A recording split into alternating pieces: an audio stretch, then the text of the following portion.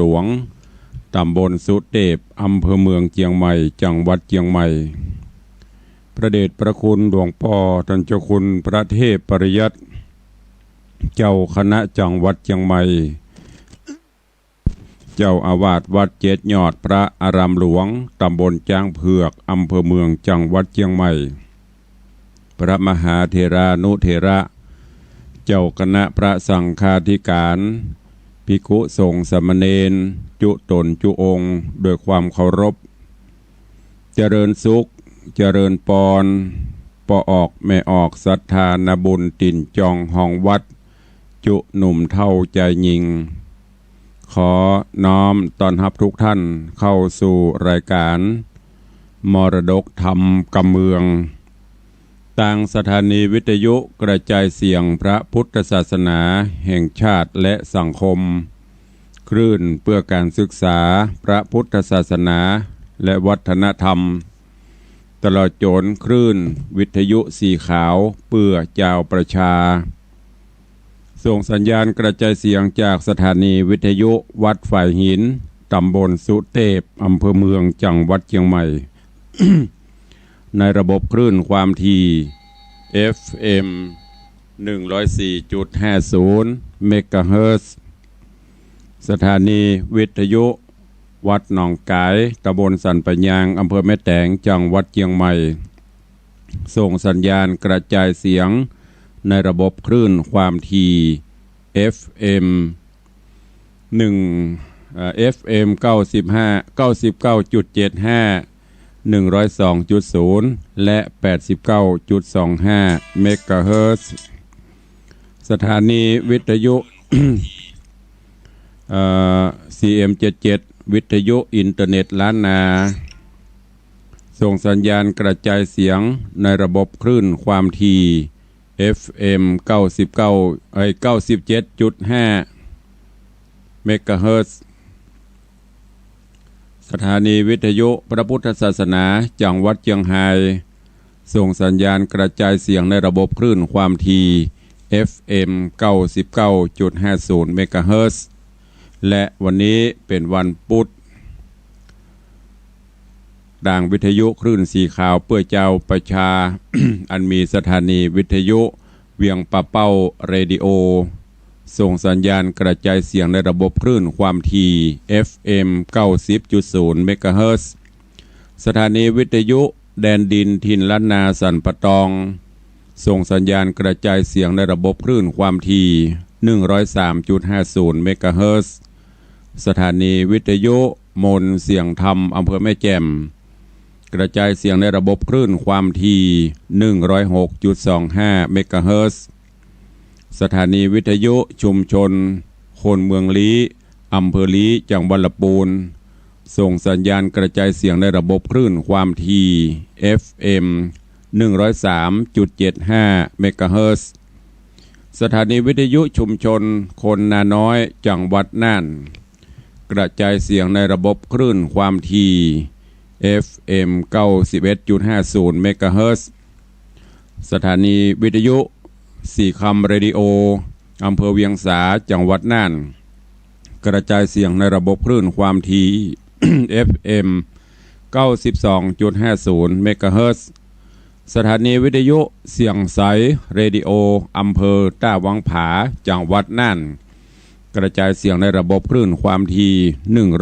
100.75 เมกะเฮิรตซ์สถานีวิทยุเสียงธรรมจากวัดจันทร์อำเภอกัลยาณิวัฒนากระจายเสียงในระบบคลื่นความถี่ 103.50 เมกะเฮิรตซ์และสถานีวิทยุคลื่นธรรมะเพื่อชุมชนวัดห้วยตองซักอำเภอจอมทองกระจายเสียงในระบบคลื่นความถี่ FM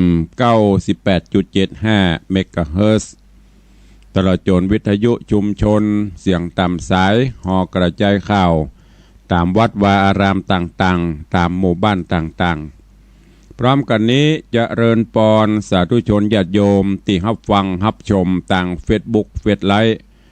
บ่ว่าจะเป็นเฟซบุ๊กของคลื่นเพื่อการศึกษาพระพุทธศาสนา และวัฒนธรรมของวัดฝ่ายหิน Facebook ของวัดวังสิงห์คำFacebook ของ104ธรรมะคลายเครียด Facebook ของวัดศรีรัตนมงคลร้องยาวแล้วก็หลายๆที่ต่างญาติธรรมได้ติดตามรับฟังแล้วก็บ่ฟังคนเดียวเผยแพร่เป็นกระบอกเสียงเป็นสะพานธรรมส่งสัญญาณแชร์ไปตามเปื้อนเนอะรายการนี้ดำเนินโดยกล่าวกับผมอาตมภาพพระครูวิสิทธิ์ศรีลาภรณ์เจ้าคณะตำบลป่าแดดเจ้าอาวาสวัดวังสิงห์คำตำบลป่าแดดอำเภอเมืองเชียงใหม่จังหวัดเชียงใหม่เป็นผู้ดำเนินรายการก็ปะกันเป็นประจำกูเจ้าตั้งแต่เวลา6 โมงถึง7 โมงโดยประมาณยกเว้นพี่น้องคลื่นวิทยุสีขาวเพื่อเจ้าประชาบางคลื่นก็บางที่ก็อาจจะฮับมาได้เพราะลิงก์เฉพาะวันพุธและวันเสาร์2 วันแต่ปกติก็ได้ยินเสียงตุลุงเจียวอยู่ถึงวันที่สถานีแม่ข่ายลักก็คือวัดฝ่ายหินสถานีวัดหนองกาย CM77 ส่วนภาคยามค่ำยามคืนก็ที่สถานีวิทยุพระพุทธศาสนาจังหวัดเชียงรายที่วัดพระแก้วจังหวัดเชียงรายอันนี้ปะกันเป็นประจำทุกวันปะกันวันนี้ยามเจ้าอากาศสดชื่นแจ่มใสเย็นสบายเวลาขณะนี้6 โมง 10 นาทีแล้วเผลอคลับแป๊บกำเดียวไปแล้ว10 นาทีเวลาผ่านพ้นรวดเร็วแล้วก็ไม่รอใครบอกว่าโอ้รอไอ้แก้วไอ้คำรอตู้เจ้าก่อนมันบ่รอไปของเปิ้นเรื่อยเวลาวาลีมิได้มีจะคอยใครเพิ่นว่าไปติ๊กจากวินาทีเป็นนาทีเป็นชั่วโมงเป็นวันเป็นเดือนเป็นปีแล้วก็บ่ไปบ่ได้เนอะเอาเฮาเข้าไปตัว นั่นก็คือพรากชีวิตพรากความเป็นอยู่เฮาไปเดินหน้ากันไปเรื่อยๆหิวก็หยุดบ่ได้อ่อนล้าก็หยุดบ่ได้เวลามันบอกว่าเมื่อยย่างก่อนก็ไปย่างไปของเปิ้นเรื่อยๆเฮาก็จะต้องปรับปรุงตัวเก่าฮื้อไปตามกาลเวลาเนอะก็ฝากไว้วันนี้ก็ขอฮื้อเป็นวันแห่งความสุขของทุกท่านดำเนินกิจการงานใดๆก็ขอฮื้อกิจการนั้นจงมีความสำเร็จทุกประการแม่นจะเดินเดินทางไปแห่งหนตำบลใดตกออกเหนือใต้ก็ขอฮื้อได้ถึงจุดหมายปลายทางโดยสวัสดิภาพเพื่อได้พ้นจากภัยเพื่อได้ไกลจากเวรเนอขอให้ทุกท่านมีสุขภาพพระนามัยสมบูรณ์แข็งแรงทั้งกายและใจก็เดี๋ยวเขาก้อยไปพร่ำพรรณนากันใต้รายการเนาะตอนนี้เจิญสาธุชนญาติโยมทั้งหลายเฮาได้ฟังน้ำฟังธรรมกันในยามเจ้าเหตุก่อนเนาะก็ไม่ใช่ตุลุงคนเดียวเนอะตั้งแต่เจ้ามาก็ได้ยินหลายรูปหลายองค์ครูบาอาจารย์ท่านเจ้าก็นำธรรมะมาเทศนาพ่องบรรยายให้ฟังพ่องก็การฟังน้ำฟังธรรมมีหลายรสชาติเราจะฟังอันใดก็เลือกฟังกันได้ฟังทุกรูปทุกองค์ทุกตนแล้วจะไปเอาแต่ม่วนเนอะตนนั่นก็เทศม่วนตนนี่ก็เทศม่วนแต่ว่าสาระคติเก็บเอา ตุเจ้าพนายครูบาอาจารย์นักจัดรายการแต่ละรูปแต่ละตนแต่ละองค์แต่ละคนละท่านเปิ้นก็เสาะแสวงหาสาระที่เป็นประโยชน์ค้นคว้าเอามาเอามามาจ๋าฮืออีป้ออีแม่ป้อออกไม่ออกศรัทธาได้ฟังใจว่าฟังตนนั่นก็เอาม่วนติดตามตู้ตนคู่องค์เนอะตุลุงฟังอีแม่ฟังมาตลอดตื่นจะเมื่อตี 1ล่ะ ย้อนถามแม่คำอันแต่ว่าทุลุงเทศเรื่องอย่างก็อีแม่ก็ลืมไปละมะฟังแล้วก็จำเอาพ่องมันเก็บมาได้นักก็เก็บเอากำน้อยเนาะ อย่างพักแคบพักปังนะกะเปิดเก็บเอาตั้งยอดมันก็คงเหลือไว้หาพ่อง อันนี้ก็ฝากไว้เนอะเอาละตอนนี้ไป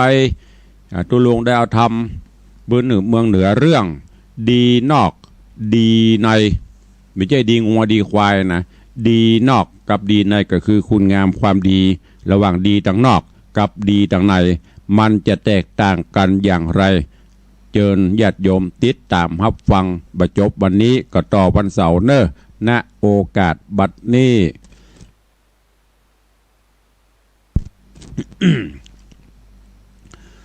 นะโมตัสสะภะคะวะโตอะระหะโตสัมมาสัม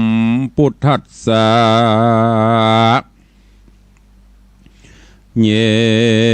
นจะมาภัทธรังอาจานานาโตปาปะกัมมังกะโรติเตจะนากัลยาณธรรมังปัสสันตาปาปังนาการนติติสาทะโวฟังดูราโสตุจนะสัพปุริสะตั้งหลายตั้งยิ่งใจม้วนหมู่อันนั่งอยู่ใหญ่ๆต่างมีใจไฟหอยได้สุขชื่นจ้อยเจยบา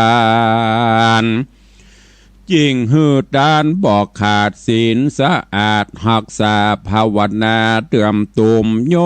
กจากลุ่มไปบนการกุศลนันใสมันสร้างไว้นำนาฟังเทศนาโอวาทอยู่บอกขาดยินดีปัญญามีแก่กล้าหูคมคากิเลสตัดเก่าเหตุชิบหายคนยิงใจโลกละโลกใดเกิดมาได้หนึ่งจาดบ่มีโอกาสฟังธรรมศีลบ่นำหักษาบุญบ่หนาสร้างก่อสละตานต่อหัดใจปราดจาคอย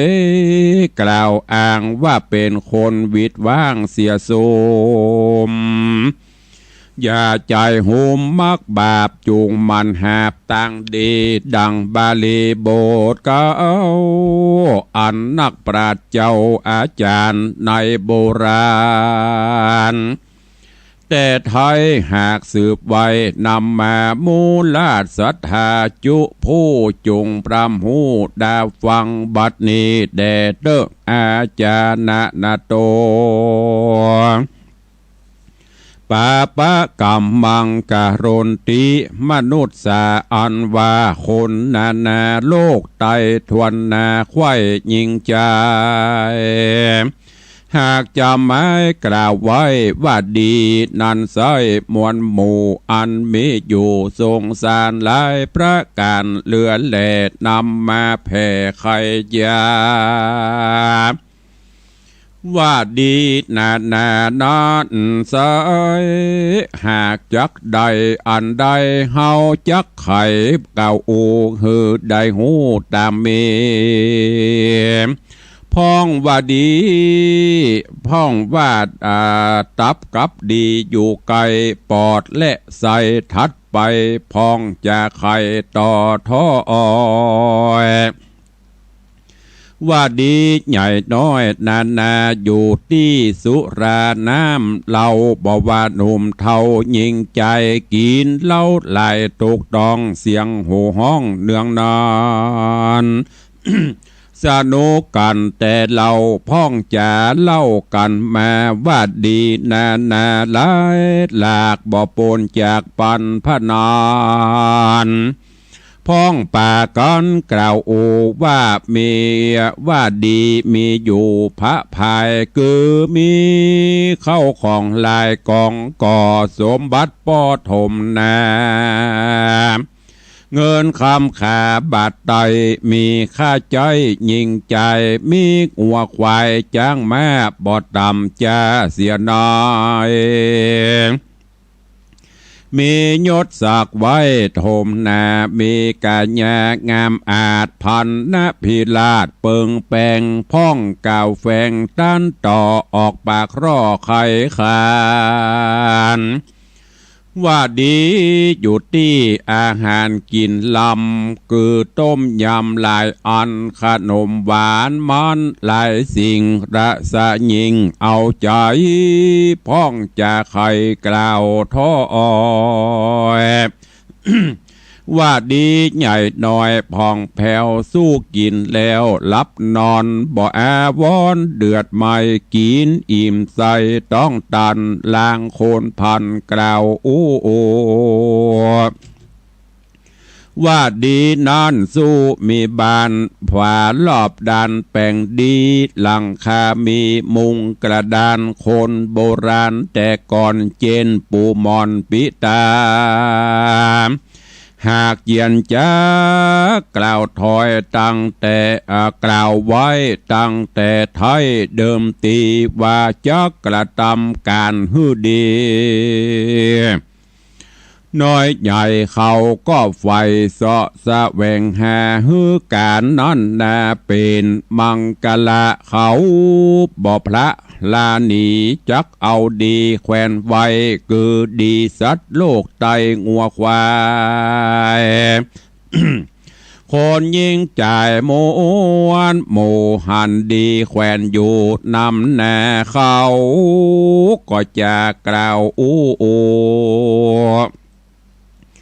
ทวนหน้ากู้ตัวตนฮือเป็นมงคลไปหน้าบ่ฮือตำจ้ามองขีวาสาตุดีดังนี้แหละนาอัตตาโนปานะอภันตะเร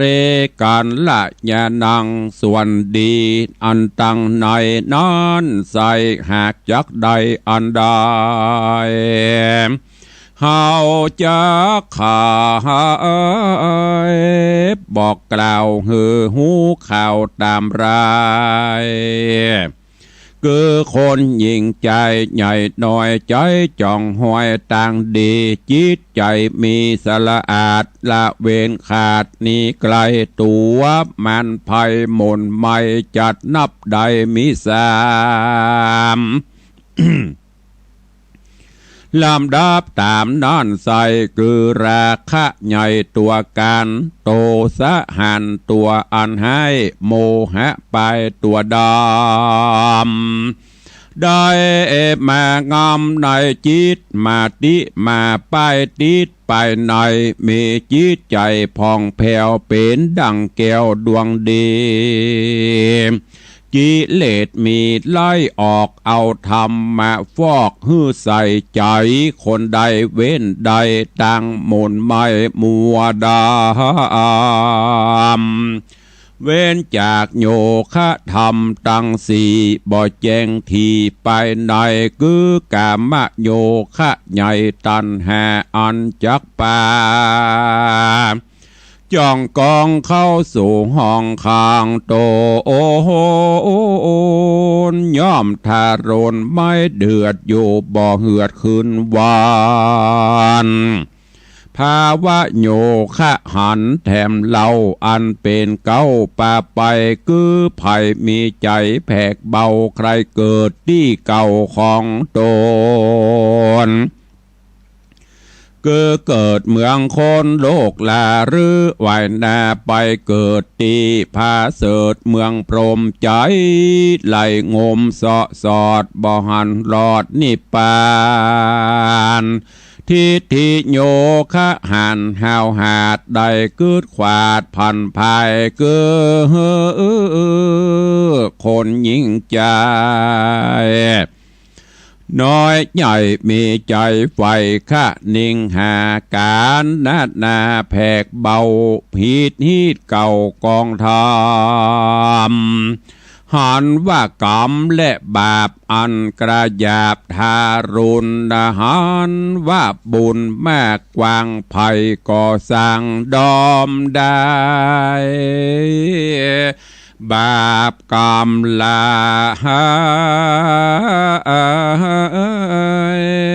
เหลือแหลกุลพ่อแม่บ่มีค เขายินดีจืนสู่สนุกอยู่กับกันจริงภายพันบ่จ้าฮือไว้หน้ามาเกิดเอากำเนิดเป็นคนบุญกุศลนั่นใส่บ่หอนใดจักหันส่วนสวรรค์นั่นโสดนรกโหดเครื่องขีเป็นกรรมดีแต่ก่อนเจนปูมอนไข่การเล่ามานานแต่ท้ายภัยคนใดไปเกิดตีพาเสดเมืองสวรรค์ปล่อยบ่หันคืนสู่ในที่อยู่โลกาแล้วเจียนจากล่าวโอฮือได้หูตามรายคนได้ตายเจียนจากก่อนละซากศพไว้เพื่อเน่าไปสูญเป่าบ่มาที่เก่าก่อเกิดเอากำเนิดเป็นคนย่อมหายโหนกว่าจอยหรือใจจองหอยนำแนว่าสาเปสาตามวลมากกันตายจากโลกละเตียนย่อมวายนามาเกิดเอากำเนิดภัยมันย่อมภัยพันปิกมาย่อมภายพันปิกมาเกิดโลกาดังเก่าภัยเกิดเล่าว่าดังนี้ปราดเก่าจี้ไข่กามว่าเป็นทิฏฐิโยคะนำบ่จอบบ่แม่นขอบกองธรรม บ่หูนำแจงทีดังกล่าวจี้ไขมาเป็นอวิชชาโยคะใบบอดบ่แจงรอดต่างดีภัยและมีใจใส่เว้นนี่ไกลหลีกลี่โยคะตังสี่ตัวหารบ่หือมาผ่านในจิตบ่หือติดของข้างอยู่ในระหว่างหัวใจมีใจใสผ่องแผ้วเป็นดังแก้วมณีปราดกล่าวจี้จะใครว่าเป็นดีน้อยลามเลิศป่าฮือเกิดเจยบานแถมประการหนึ่งใส่คนโลกไตโลกีมีขันติมันเตี้ยงบ่บิดเบี่ยงไปมาบ่โกธาสวกกลายามมีคนด่าว่าหายบ่ตอบสายแตนกามมีศีลธรรมตั้งมันโอดเยื่นกันขันติยามเมื่อมีของหักได้แตกหักวำวายหรือได้ตา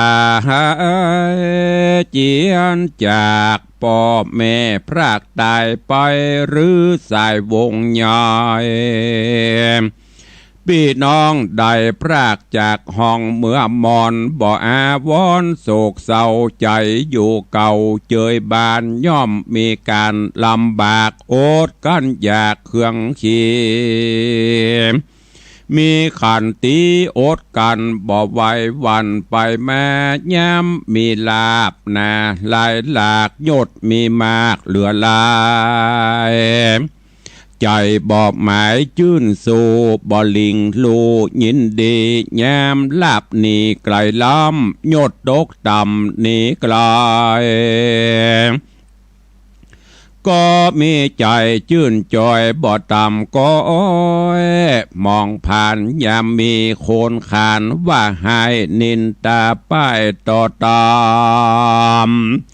ปากคอยก้มกล่าวถอยมีบอดหน่อยหลายประการมีจะขานตอบใส่อยู่จะไว้สันดีแง่เมื่อมีคนกล่าวสักเสริญข่าวของตัวใจบ่หนัวโจมจืนบ่เต้นตื่นในใจแย้มสุขไหลมาปอสุขมายอดถมทองใจบ่ปองเจยบาน ยามตุกผ่านมาตองในแห่งห้องกาญาตุกนานาแทรกซ้อนหลายหลังคอนในใจบ่เฟื่อนไหวสะต้อนโอดหนาวฮ้อนนานาใจนำนะอยู่มันบ่กึดสั้นนี่ไกลโอดเงาไปต่อสาวบ่ฟังเฝ้าไกลกลาพิจารณาแจ้งที่หือเสียงตีทรงสายเมตตาไข้แป่งปันกรุณาพันหลายหลากหันสัตว์ลำบากเครื่องขีปล่อยมันหนีพ้นจากต่างตุกยากมองผ่านหืออาหารย่อยืนโดยใจชื่นยินดีหันคนเครื่องขียากไล่มาอยู่ไกลวอนขอใจอเพื่อแผ่หูกุลป้อแม่ปิตาหูวงศาปีน้องตังเปื้อนปองสหายกูลครูบาอุปชาอาจารย์มีศีลเจียงคาน8 ได้ตั้งนารักษาภาวนา ภาวนาข้ามเจ้าสติเฝ้ากับตนตัดกังวลในใจจักกระทำใดก็ดีสติมีบ่ขาดบ่ย้ายบาดเข้าไกลตังหม่นไม่อเวจีสมิสมาธิมีตั้งมันบ่ไหววันไปมา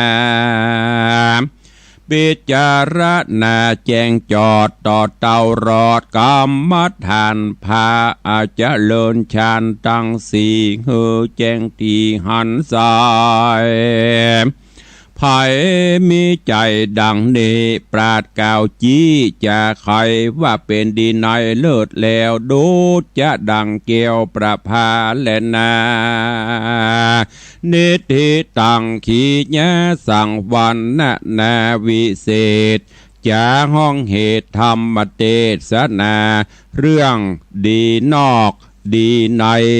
ตอนที่1ก็บังโกมสมเพศสเดช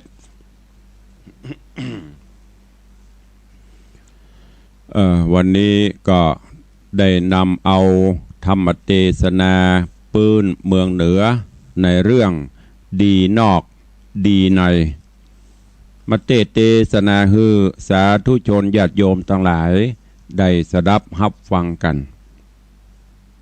ความดีดีถึงนอกดีถึงในเหมือนอย่างเฮางามมันอะงามทางนอกงามทางในเฮาก็เลือกเอาระหว่างงามนอกงามในความดีก็เช่นเดียวกันก็ต้องเอาความดีเลือกเอาจะเอานอกเอาในเปรียบเทียบอันไหนดีกว่ากันคนงามนอกงามในเตือดตังนอกงามพิลี่พ่อล่อคำป้อคำปันป้อไผ่ป้อมันคำปันคำป้อพอตังนอกนี่งามบ่มีติติแต่จิตใจตังในไม่เป็นเรื่องผสมกับรูปร่างตังนอกที่มันงามจิตใจดำเหมือนมีนหม้อบ่มีเมตตากรุณาอันนี้ก็งามกับตังนอกตังในบ่งามความดีญาติโยมทั้งหลายดีนอกคืออย่างดีนอกก็คือทรัพย์สิ่งสลิงคารที่เฮามีอยู่อันนี้เป็นดีตังนอกบางคนเกิดมาปบปะทรัพย์สิ่งสลิงคารกองมรดกที่พ่อแม่บรรพชนเปิ้นเอาไว้ฮื้อบางพ่องก็สืบใบบางพ่องก็โอ้หมดไปตัวป่อหมดไปตัวแม่ให้ก็มีบางพ่องก็คิดไว้ดีอยู่ที่ไหนโอ้ดีก็กินเหล้ากะกินเหล้าแล้วดีโลม่วนมีความสุข บางพ่องก็ว่าดีอยู่ไหนดีที่เล่นการพนันปุ่นโอ้ได้ไปนั่งจั่วพายจั่วให้ลอย ไฮโลบะเกี่ยวนี่การพนันกู้ยางม่วนเนี่ยเขาว่าดีมันมีหลายแล้วแต่คนประกึศอันนี้เป็นห้องว่าเป็นดีทางนอกมันได้ดีทางไหนบางพ่องก็ไปติดตีของกินของว่าบางพ่องก็ดีอยู่ไหนโหดีอยู่ที่บ้านมีบ้านมีจองบ้านอยู่อันนี้ก็ดีแต่มันดีทางนอกมันไม่ได้เหมือนดีทางในดีทางนอกนี่อย่างเฮาจะหันว่าอย่างที่ลุงเคยเล่าให้ฟังในรายการนานาสาระบางพ่องเพิ่นเอาดีมาห้อยอันนั้นก็ดีแต่มันเป็นดีงัวดีควายมันแตกมาขอไปใส่ลาบยำเนี่ยเฮาจะเนี่ยจะได้คือดีนี่มันดีแท้ๆนั่นก็คือดีทางในดีทางในคืออย่างก็คือในจิตในใจใจเป็นธรรมใจเป็นบุญเป็นกุศลบ่ฮือกิเลสคือโลภะโทสะโมหะราคะตัณหาอย่างต่างๆมาเบียดเบียนตั้งจิตตั้งใจให้เป็นพละบุญกุศลดีทางในนี่เป็นของที่จะติดตามตนตัวเฮาไปแม้แต่อยู่ก็อยู่กับตัวเฮาตายไปก็ยังตวยเฮาไปอยู่แต่ดีทางนอกอยู่กับเฮาเมื่อเฮายังมีชีวิตอยู่นั่นน่ะบ่ว่าจะเป็นทรัพย์สินสลิงคารสมบัติพระสถานที่เป็นส่วนไปนอกอยู่กับเฮาเมื่อเฮายังมีลมหายใจแต่ตราบใดที่ลมหายใจเฮาหมดไปเฮาก็ไปอดีตนอกนี่ก็เอาไปไม่ได้ละแต่ถ้าดีทางในก็คือจิตใจเป็นศีลเป็นธรรมจิตใจโอบอ้อมอารีอูม่วนจาหวานมีฮื้อกินมีฮื้อตานรักษาศีลเจริญเมตตาภาวนาบ่สร้างความเดือดร้อนบ่ไปเบียดเบียนไผอันนี้เพราะว่าดีทางในไผมีดีทางในนี่กินก็ม่วนนอนก็หลับจิตใจเบิกบานแจ่มใสบ่สะทกสะท้านใดๆแต่ถ้าดีทางนอกบ่ได้ทางในบ่ดีนี่วุ่นวายทรัพย์สินสลิงคารมีเปรอะแต่ว่าทางในบ่มีความสุขสำเตือทรัพย์สินสลิงคารนักแต่ลูกก็เป็นขี้เหล้าเมายาอันตรพานเมียก็คบจู้สู่ปัญหาโอ้ครอบครัวนั้นบ่ม่วนครัวหามีเปรอะแต่ดีทางนอกคือความสุขใจบ่มีพุทธเจ้าบ่ได้ว่าให้เอาดีทางในเป็นหลักงามทางในออกมาก่อนมาสู่ทางนอกถ้างามทางนอกเข้าทางในนี่มันบ่ค่อยม่วนถ้าเฮางามทางในออกมาเนี่ยมันก็เป็นสเต็ปของเปิ้นเพราะฉะนั้นญาติโยมทั้งหลายเนอะระหว่างดีนอกดีในถามว่าอันไหนดีถึงกู้ถ้ามีถึงกู้นะนั่นก็คืองามถึงทางนอกงามถึงทางในแต่ถ้าจะให้เลือกเอาแต่ให้ดีทางในดีทางในแล้วทางนอกมันถึงตัวมาอันใดค่าใดนำถึงตัวมา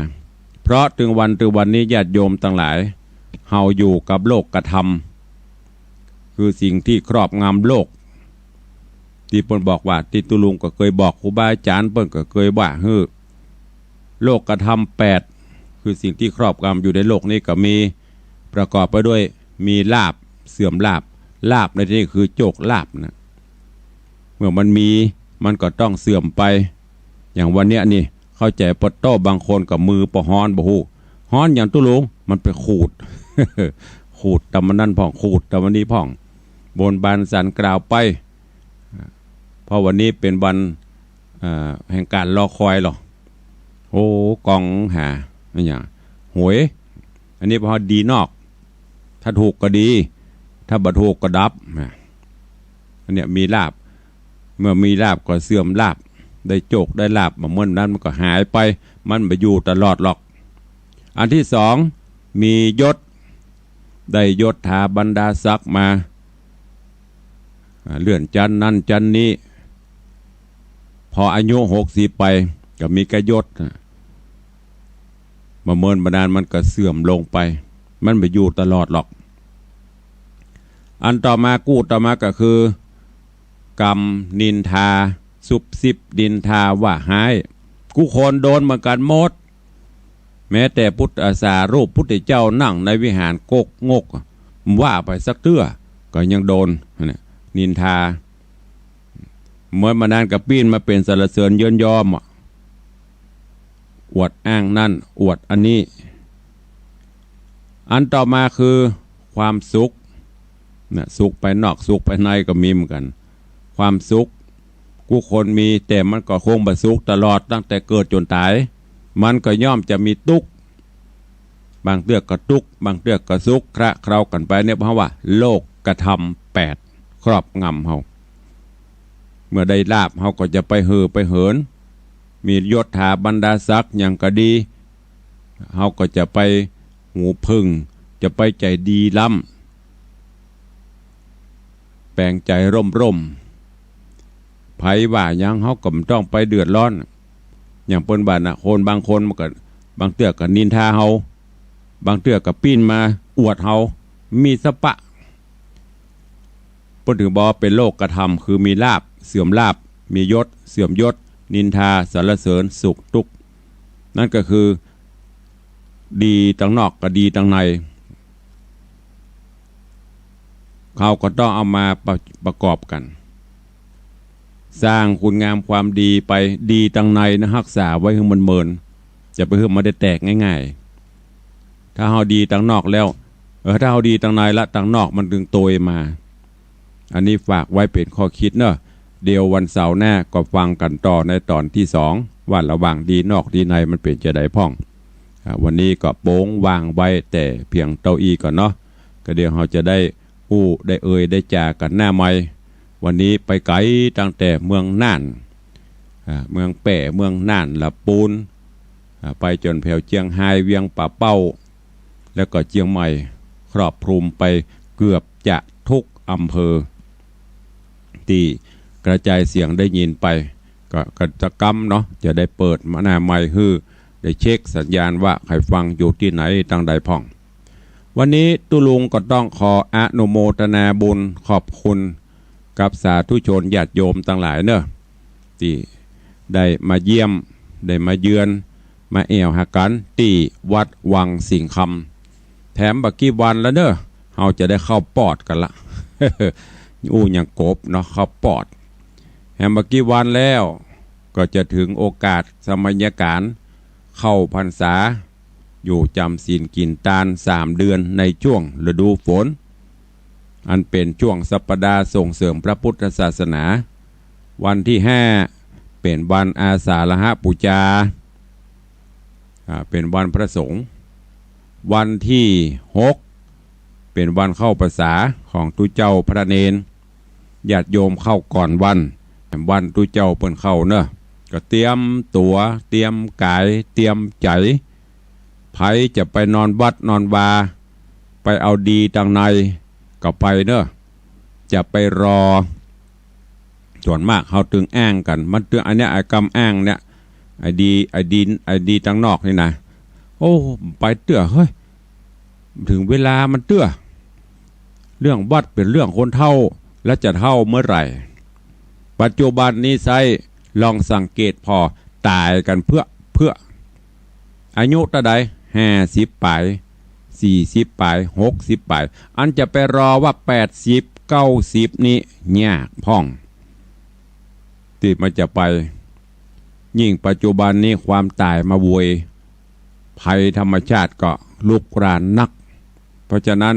3 เดือนเนอะจะไปละวัดละวาบางพ่องบางคนก็โอ้กลัวเปิ้นว่าหรือบ้านก็กลัวเปิ้นอย่างก็เพราะว่าอย่างก็ปุดหมอกตามสำเนาทะเบียนบ้านไปวันเข้าพรรษาเหียแล้วก็ไปวันเดือน12เปงเหียสดออกไปวันออกพรรษาเหียสังเกตบ่เตออีป้อยแม่เฮยบอกว่าวัดไหนบอกว่าวังสิงคำบอกว่าบ้านเหนือบ้านใต้วัดนั้นวัดนี้ลองพอวันที่5เนี่ยเต็มวิหารนั่นล้นลงไปเพียศาลาปุ่นนะแต่รองพ่อแฮมซีนปอดโตสถิติลดหวบหาบตัวลงนับทุกวันพระวันศีลว่าศีลนี้เตบบุตรกี่ตน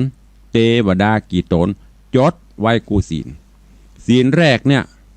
อย่างที่วัดวังสิงคำนี่ประมาณ100 ป่ายแก่ๆบุกันนะเฉพาะที่อยู่วัดใส่บาตรนะเพราะเฮาหัวได้นับตอนเตียว เพราะว่าที่วัดวังสิงคำนี่จะเตียวคือศรัทธาเข้าแถวไม่ยิงพอใจอยู่ก่อนแล้วไม่ยิงต่อตุเจ้าก็เดินก็เตียวนับตั้งแต่ปูจานลงไปจนคนสุดท้ายตึงละอ่อนละเอิญแต่ละศีลแรกนี้ปทเตียวลงไปลูกวิหารบนศีลต่อมาลดครึ่งจาก100 ป่ายเหลือประมาณ60-70แฮมศีลต่อไปลดลงก็เดี๋ยวอ้างละไปใส่ลำไยไปเกี่ยวข้าวไปปลูกแหนหว่านกล้าผ่ำพรรณนาไปก็7 วันน่ะก็ย้างเหี่ยกำกันเนาะจะใจมันจนบ่ได้ย้างอีอาจจะนอนพักมาได้พักจนกุศลธรรมมาอกุศลธรรมมาอันนั้นก็จะพักยาวอันเนี้ยเตือนเนอะตุลุงก็ว่าไปมันจะว่าแหงนะเตือนลึกๆจะคิดพิจารณาเอาคนเดียวเตอะบ่มีไผฮักเขาลูกก็ตึ้มฮักหลานก็ตึ้มฮักแต่มันมาฮักเต้าตัวเก่าเขาถ้าตัวเก่าเขาบ่ฮักตัวเก่าไข่เล่าจะฮักเขาแย้งเหี่ยสักวันมันก็โค้งบ่มีไอ้อย่างที่จะเปลี่ยนแปลงเจ๊ว่าโอ้วันนี้ไม่ได้ไปการโควิดปะนะ3 ล้านอิ่มใจโลเนี่ยมันไม่ได้มาบอกมันก็ตึ้มโมยะแย้งเหี่ยพ่องเพื่อที่จะยืดอายุเขาเนอะก็ฝากไว้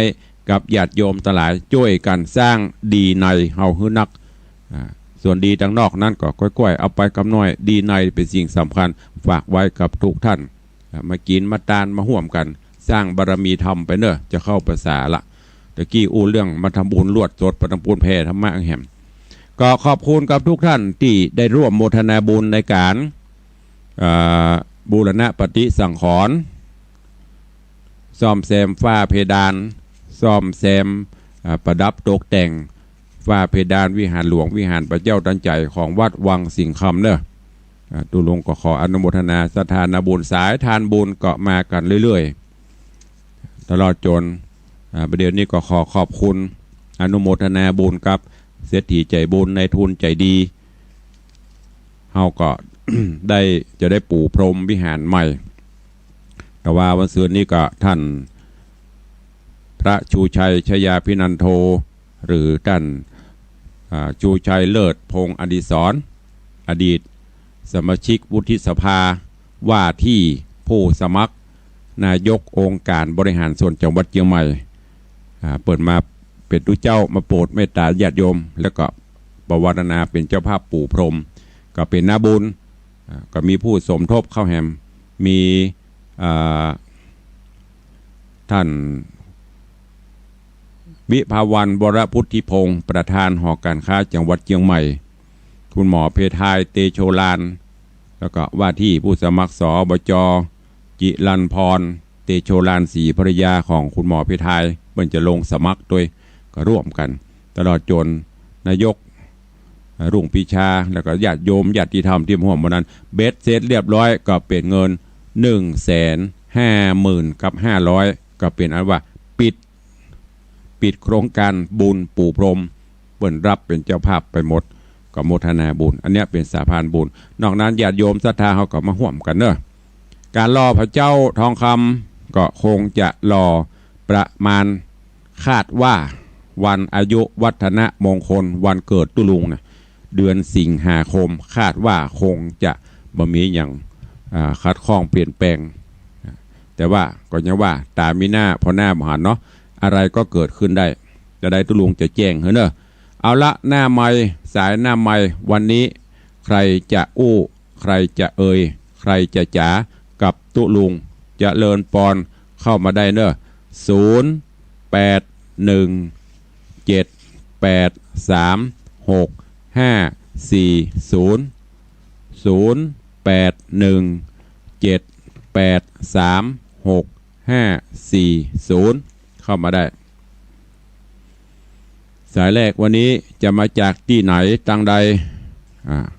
ฟังอยู่ตังใดพ่องเหลือเวลาแถมประมาณ10 นาทีวันนี้เนื่องจากว่าฟังกันไกลตั้งแต่เมืองน่านตั้งแต่เมืองแป่ตั้งแต่ลำปางมีก็ใครจะอู้ใครจะรายงานตัวยามเจ้าวันพุธวันนี้รายการสดจากเตายามเช้ามรดกธรรมกำเมืองจากตุ ลุงในวังลูกเนอลูกเนอลูกเนอไผ่ยังบลุกเตื้อลูกเนอลูกได้ละอันเนี้ยแฟนคลับตัวจริงจากเวียงป่าเป้าเจริญปอนเออ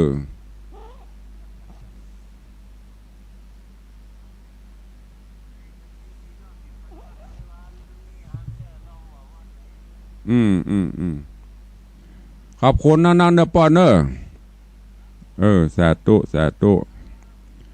สาพุนปอบุญธรรมจากเวียงป่าเป้าเนี่ยเปิดฟังตลอดอ้าวเจริญปอนครับจากไหนห้วยสาราลีก็คนเดิมเนาะหาป้อเนี่ยก็เสียงไม่ได้ยินชัดป้อจันแดงขอบคุณเนาะบ้านลีเนาะห้วยสาราลีสาธุเนอครับ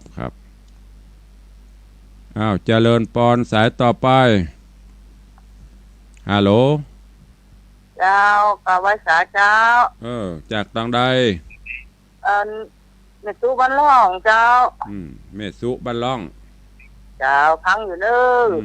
ฟังก็อย่าไปใจพังนะฟังอยู่เนอจะไปพังของเปิ้นไปได้ยัยสาธุอนุโมทนาเนออ้าวสายต่อไปฮัลโหลหลุดไปแล้วเนอเข้ามาใหม่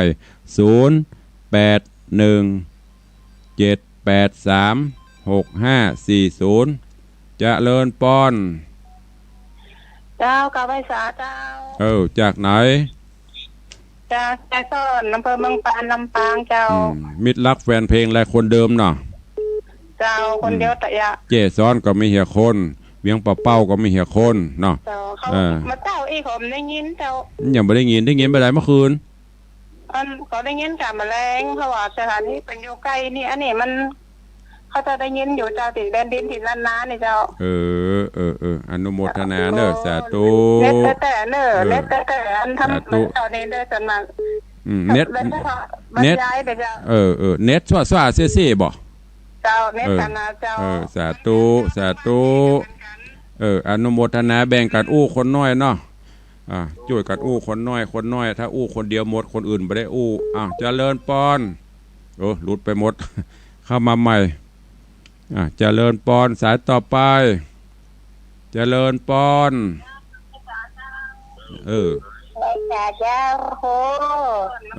จากไหน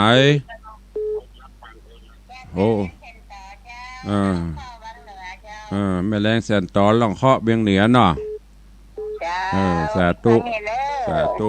อนุโมทนาบุญเนอสาธุฟังกู้ตนก็คือเก็บกู้ตนเนอะไม่ใช่ฟังกู้ตนแล้วบ่ฮู้เรื่องสักอย่างเนอะสาธุฟังกู้ตนนะแต่บ่ฮู้เรื่องสักตนนั่นบ่ได้นะเอาเจริญปอนราชการแค่ตื่นแล้วแค่วันนี้รายงานตัวเช้าเนาะสาธุสัญญาณชัดกว่าแม่ชัดค่ะอยู่ใกล้ฮะเนาะอยู่ใกล้ถ้าบัดชัดก็ได้อย่าบอกให้ไปเอาเจ้าวันวัดไฟหินลงสาธุเจริญปอนนะแม่เด้อสาธุโยมแม่ขวัญเมืองญาติโยมเวลาจะอู้ตัวตุลุงขอเมตตาเนอะจะไปฟังจากวิทยุขอฟังจากโทรศัพท์เจริญปอนฮัลโหลกับภาษาเจ้าจากทางใดจากเมืองน่านนะเจ้าเมืองน่านคนเดิมเจ้ามี2 คนนะถึงน่านนั่นนะเจ้าสาธุดีกว่าไม่มีเนาะชัดเจนดีนะเจ้าสาธุอนุโมทนาเด้อเจ้ากับภาษาเจ้าเมืองน่านมี2 คนเตบบุตรเหี่ยคนเตบดาเหี่ยคนเนาะเจริญปอนสายต่อไปแหละก็ตัดเนาะเสียเวลาฮัลโหลเจริญปอน2 โหลว่าแยกกับว่า3 โหลก็ดักปิ้ง พอขึ้นป๊บติดปั๊บพูดเลยอ้าวเจริญปอนฮัลโหล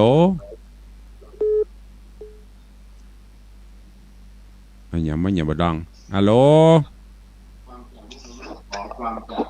อ๋อแล้วอะไรอย่างเนี่ยท่านพระครูรุ้งครับเจริญปอนจากที่หน่อยตั้งได้ปอนนั้นประเสริฐบรรณาแดงอำเภอนาน้อยนะครับไม่ได้มี2 คนที่เนาะตะกี้กัดน่านเนาะมีเต้บบุตรเห็ดโตนเต้บดาเห็ดโตนตึงจังหวัดน่านน่ะก้านน่านนี่3 สถานีน่ะมันน่าจะมีสัก2 คนขอบคุณดีกว่าไม่มีใครฟังสาธุเด้อพระนานเด้อสาธุจำได้ง่ายข้อความที่อันเทศไปสาธุอนุโมทนาเด้อฟังสินฟังธรรมเนี่ยเขาดีเดี๋ยวดีใจครับเนาะดีละเป็นยาเนาะเจริญปอนเด้อครับขอรู้อยู่ดีมีสุขนะครับเน่อย่างมันยาวครับเมืองน่านมีปนานครับตะกี้โยมก็แฟนคลับตัวจริงมี2 คนก้านน่านนี่มีอะไรอย่างพวกเนี่ยเดี๋ยวเนอะตาวังผาจังหวัดน่านเสียงใสเรดิโอ4 คำเรดิโอชุมชนคนนาน้อย3 สถานีมีคนฟังแค่2 คนเจริญปอนสาเจ้านี่จากทางใดได้บอกครับกระแสเวียงหนองร่องเจ้าเวียงหนองร่องละปูนเนาะฟังชัดเจนเลยแม่หัววัดตัวเจ้าเลยสาธุเด้อให้กำลังใจด้วยแม่สาธุเจริญปอนเวียงหนองร่องละปูนสัญญาณชัดเจนดีเจริญปอนบ้าแหละถ้าบอกอู้ก็ตัดก่อนเนาะมันขลุขละเอาเจริญปอนกรรมการเจ้าเจริญปอนจากที่ไหนสลวงนอกเจ้าสลวงนอกเจ้าสลวงนอกสลวงในสลวงกลางกะสลวงนอกแม่ลีมเนาะเจ้าแข็งชัดเจนดี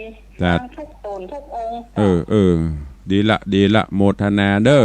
จะเลิญปอนฟังกูตนกูองค์เข้ามาใหม่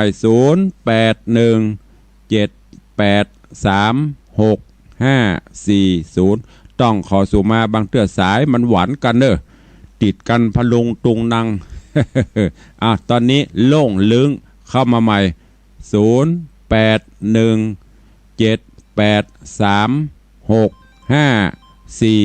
0817836540จะเริญปอน